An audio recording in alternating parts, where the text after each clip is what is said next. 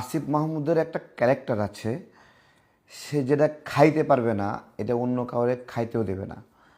এই ক্যারেক্টার থেকে সে যেহেতু নির্বাচন করতে পারছে না বা একটা গোলযোগে পড়ে গেছিল, এখন তো নির্বাচনের মাঠে সে নাই, সে চাচ্ছে নির্বাচনটা বানচাল হোক এবং পুরা সিস্টেমটাকে সে মোবিলাইজ করার চেষ্টা করছে যে নির্বাচন করবে না। এবং এই যে নির্বাচনের বিরুদ্ধে পদযাত্রা, এটা তারই একটা অংশ। কিন্তু কিন্তু এইটা কি সফল হবে? নির্বাচন বানচাল করার যে ষড়যন্ত্র, আসিফ মাহমুদ অথবা উপদেষ্টাদের একটা অংশ অথবা আরও যারা অপ্রাপর স্টেক হোল্ডার আছে, তাদের নির্বাচন বানচাল করার যে চেষ্টা, সেটা কি সফল হবে? আমি ছোট করে একটা প্রশ্ন করি। সফল হবে না। কেন সফল হবে না?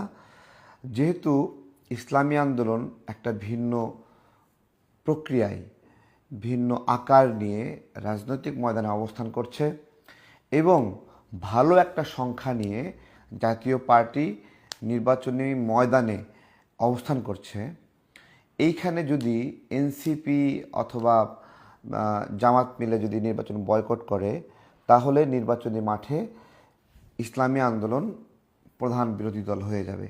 এবং ইসলামী আন্দোলন কোনো দিনই, মানে অনেক বাজে অবস্থাতেও ইসলামী আন্দোলন নির্বাচনে অংশগ্রহণ করেছে। সুতরাং এইবার তো ইসলামী আন্দোলনের নির্বাচন বয়কট করার কোনো প্রশ্ন আসে না।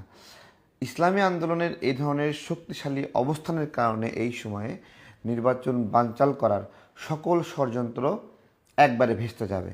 এবং যেহেতু জাতীয় পার্টিও এখানে আছে, সুতরাং বিএনপি, জামাত, জাতীয় পার্টি, ইসলামী আন্দোলন এগুলোই তো স্টেক হোল্ডার, তাই না? ওই যে জামাত যে 10 দলীয় জোট করছে না, তো আমি একটা কথা বলছিলাম এর আগে, ধরেন জামাত একটা প্রোগ্রামে 5,000 মানুষ নিয়ে মোবিলাইজ করতেছে।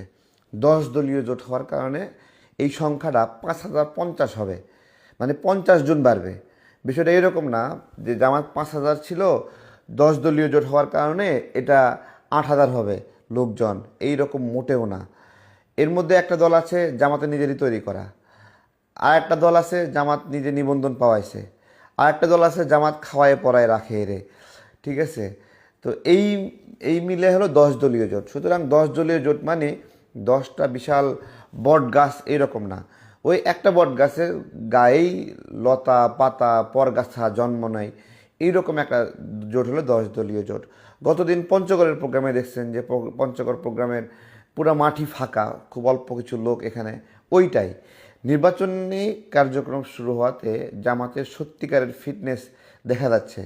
ওরা যে বিভিন্ন এলাকা থেকে, অন্য এলাকা থেকে লোক এনে এক জায়গায় বড় লোকবল দেখানোর চেষ্টা করতেছিল, ওরা যে একটা বাইক র্যালি, সব জায়গায় একই র্যালি নিয়ে যায় দেখায় তাদের বাইক র্যালি, এটা কিন্তু এইবার প্রমাণ হয়ে গেছে নির্বাচনের সময় আসে। সেই সমন্বিত লোকবল কিন্তু সব জায়গায় একসঙ্গে দেখাতে পারছে না, যেটা আওয়ামী লীগের আছে, যেটা বিএনপির আছে। যেটা বিএনপি চাইলেই একটা ওয়ার্ডে 1-1.5 হাজার মানুষ করতে পারে, বাট জামাত 10টা ওয়ার্ড মিলে এটা একটা ওয়ার্ডে গিয়ে করে, আবার ওইটা নিয়ে আর একটা ওয়ার্ডে গিয়ে করে, এরকম। কিন্তু যখন 10টা ওয়ার্ডে একসাথে মিটিং করার প্রয়োজন হয়, তখন ওরা 10 জন করে অবস্থান হয়। তো এই জায়গা থেকে তাদের নির্বাচনী মাঠের সক্ষমতা, এটা তারাই বিচার করবে, সমস্যা নাই। কিন্তু নির্বাচন বানচালের জন্য আসিফ মাহমুদরা যেই মানে পোড়াপুরি করতেছে, এইটা মোটেও সম্ভব না, এখন আর সম্ভবই না, এটা অহেতুক। একটা গেল বিষয়। 2 নম্বর বিষয় হলো, বলছিলাম যে জামাতে ইসলাম কেন এনআইডি কার্ড সংগ্রহ করতেছে। ঠিক আছে, আমার ঢাকা 12 আসনে যে সকল ভোটাররা আছেন, জামাত যদি এনআইডি কার্ড সংগ্রহ করতে যায়, এদেরকে ধরে আমাদেরকে ফোন দিবেন, আমরা নির্বাচন কর্মকর্তা, রিটার্নিং কর্মকর্তা অথবা পুলিশকে আমরা জানাবো, অথবা আপনারাও 999-এ ফোন দিয়ে এদেরকে আটকায়ে পুলিশে দিয়ে দিবেন এনআইডি কার্ড সংগ্রহ করতে গেলে। এনআইডি কার্ডটা কেন সংগ্রহ করতেছে? জামাত একটা একটা গ্রাফ করতেছে যে এই এলাকায় উপস্থিত ভোটার কারা কারা, উপস্থিত ভোটারের গ্রাফ করে এনআইডি কার্ডগুলো নিয়ে সেগুলো তারা আপনার হলো হাত দেবে না, যেগুলো উপস্থিত ভোটার না, এই ভোটারের সংখ্যাটা, এই ভোটারের গ্রাফটা ওরা উপস্থিত ভোটারের থেকে নেওয়ার চেষ্টা করতেছে এবং অনুপস্থিত ভোটারগুলোকে তারা তাদের ভাড়াটে লোকগুলোকে দিয়ে এনআইডি কার্ডের মাধ্যমে রিরোলিং করবে। আমি বলতেছি কেন, আগে যেটা হতো যে আপনার হলো ফিঙ্গারপ্রিন্ট দেওয়া লাগবে, তারপরে ফিঙ্গারপ্রিন্ট না, শুধু ফিঙ্গারপ্রিন্ট দেওয়া লাগবে, চেহারা মেলাতে হবে, অনেক কিছু। এইবারের নির্বাচনে এই অনেক কিছুই শিথিল অবস্থায় থাকবে।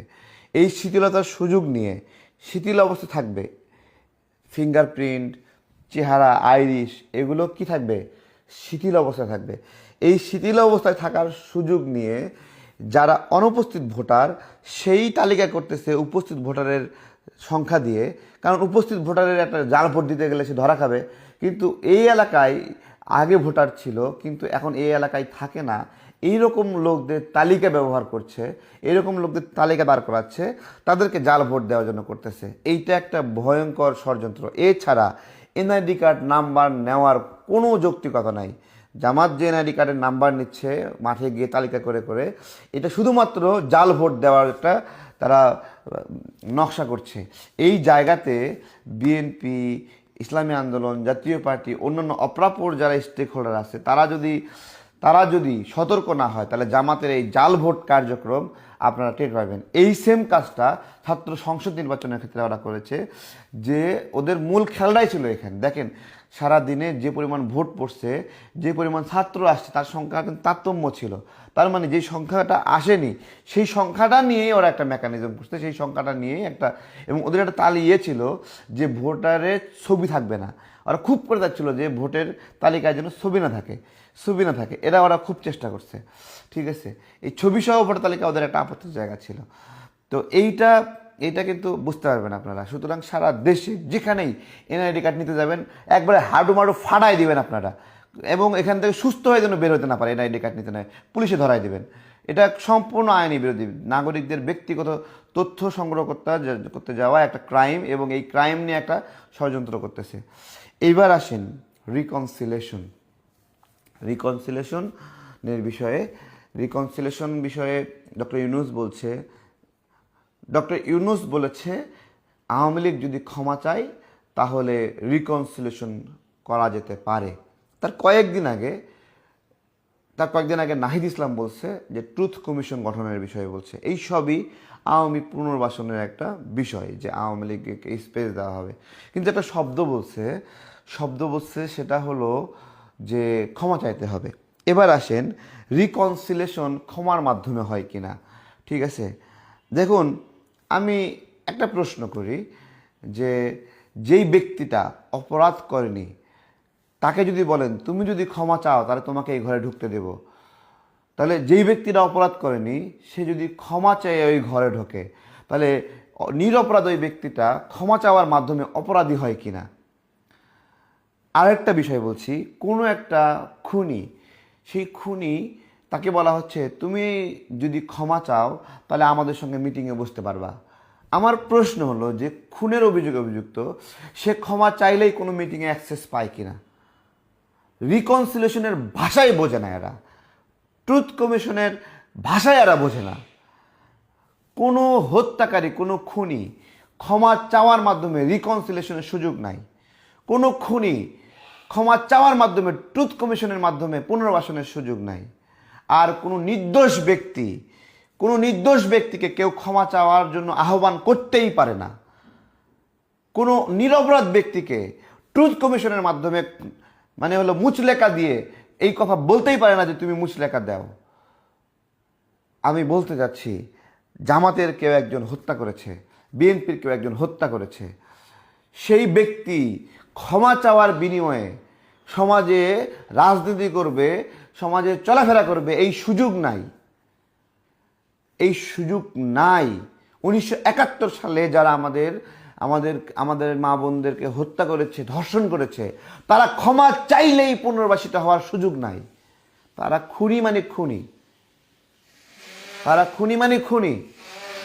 তাদেরকে আদর্শ মেনে কেউ রাজনীতি করতে পারবে না।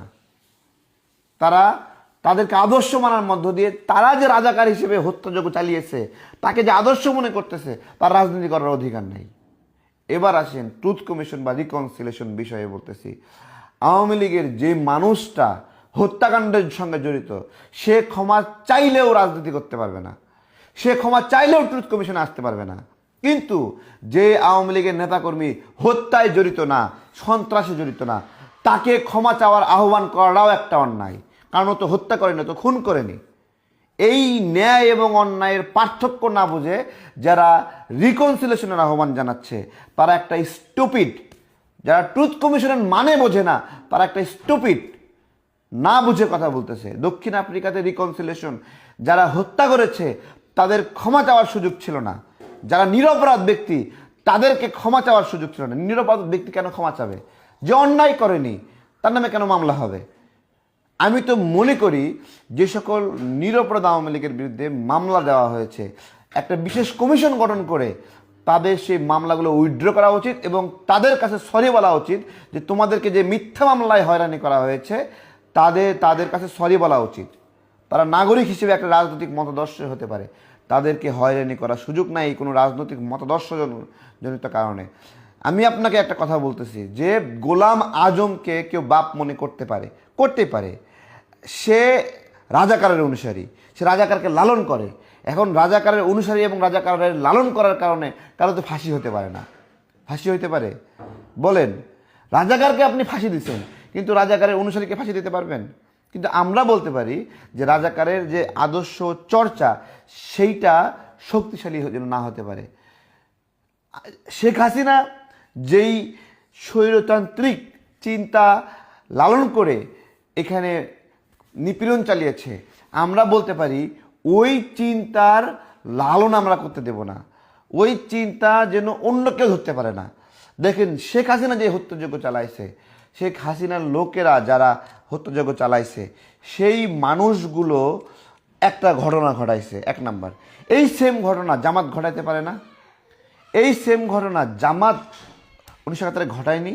আরও 1000 গুণ ঘটায়নি? 1,00,000 গুণ ঘটায়নি? ঘটাইছে। অর্থাৎ ক্ষমতা, এই ক্ষমতার অপব্যবহার, এটাই হলো মূল সমস্যা। এখান থেকেই স্বৈরতন্ত্র, এখান থেকেই মানুষ নেয় হলো দায়িত্ব, কিন্তু দায়িত্ব নেওয়ার পরে মানুষ হয়ে যায় ক্ষমতাবান। ওকে দেওয়া হয়েছিল তুমি সুইপারদের মেনটেন করবা, তুমি আবর্জনা পরিষ্কার মেনটেন করবা, তুমি যানজট নিরসনের জন্য সার্ভিস দেবা, তুমি ড্রেনগুলো সুন্দর করে বানাবা, তুমি রাস্তাগুলো সুন্দর করে বানাবা। ও ছিল এখানে দায়িত্ব পালন করার জন্য, সার্ভিস। কিন্তু ও হয়ে যাচ্ছে কি, বলতেছে ক্ষমতা। গায়ে একটা গরম গরম ভাব আসছে। হ্যাঁ, নাগরিকদের নিপীড়ন করতে হবে, সবাইকে দমায় রাখতে হবে, ধমকের সঙ্গে কথা বলতে হবে। এই জন্য কি ক্ষমতা পায়? এই জন্য ক্ষমতা পায় না। তো এই বিষয়গুলো না বুঝে রাজনীতির মাঠে 1 নাম্বার হলো নির্বাচনের বানচালের ষড়যন্ত্র অধ্যায় শেষ হয়ে গেছে। আসিফ নাহিদরা চিল্লাচিল্লি করে ফালাফালি করে একটা আসনও পাবে না, আর নির্বাচনেও জিতবে না। ওদের ভাগ্যে আর কিছু নাই। এটা লিখে নিতে হবে, এটা মেনে নিতে হবে। এটা মেনে নাও দাদু, কিছু করার নাই। রিকনসিলিয়েশনের বিষয়ে ক্ষমা চেয়ে রিকনসিলিয়েশন হয় না। খুনিকে ক্ষমা করা যায় না, আর নিরপরাধ মানুষকে ক্ষমা চাইতে বলা যায় না। নিরপরাধ মানুষকে মামলা দেওয়া যায় না। দুটোর পার্থক্য বুঝতে হবে। আর ভোটার এনআইডি কার্ড নিয়ে যারা ষড়যন্ত্র করতেছে, জামাতিদেরকে রুখে দেন। এনআইডি কার্ড চাইতে গেলে একবারে হাঁটুমাটু ফাড়াই দিবেন। এনআইডি কার্ড নেওয়ার অধিকার নেই। এটা একটা ষড়যন্ত্র, ভোট চুরি ষড়যন্ত্র। অনুপস্থিত ভোটারদের তালিকা করে তাদেরকে দিয়ে তাদের জাল ভোট দেওয়ার জন্য একটা ষড়যন্ত্র। আপনারা ভালো থাকবেন। আসসালামু আলাইকুম।